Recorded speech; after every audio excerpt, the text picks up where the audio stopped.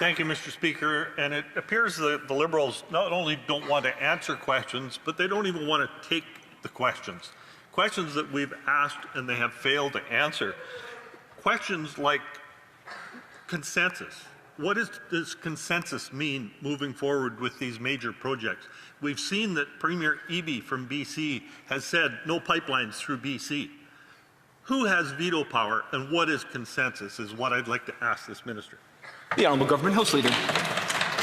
Thank you. Well, the honourable member well knows that the way we get things done in this country is by working together with Indigenous peoples, with provinces, with cities, with unions, with private sector investment. That's the way we are going to move forward. We're going to move forward, yes, with consensus, getting those investment decisions made, having good, strong, well-paying jobs involved in the construction and operation of these major projects. Consensus is what is at the heart of this very bill, Mr. Speaker. Mr. Speaker, and it's just like the Liberals typically, they'll say one thing during an election and do something completely different once they've been elected. They refuse to repeal C-69, C-48, the shipping ban, but also the minister is talking about all these jobs this is going to create, but at the same time, they refuse to repeal C-50, the just transition, which will cost 200,000 jobs in energy, 290,000 jobs in agriculture, 1.4 million jobs in construction. So why won't the government send a clear signal to investors and working Canadians by repealing C-50, C-69 and C-48 and truly show Canada is open for business?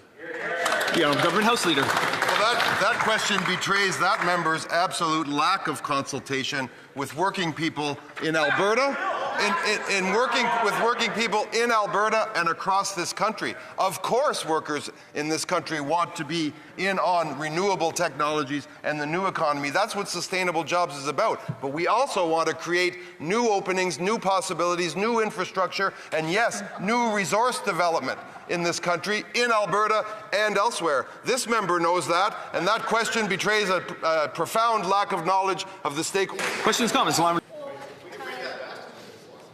Thank you very much, Mr. Speaker. This old, tired government creates imperatives with their inaction and then introduces half-empty measures.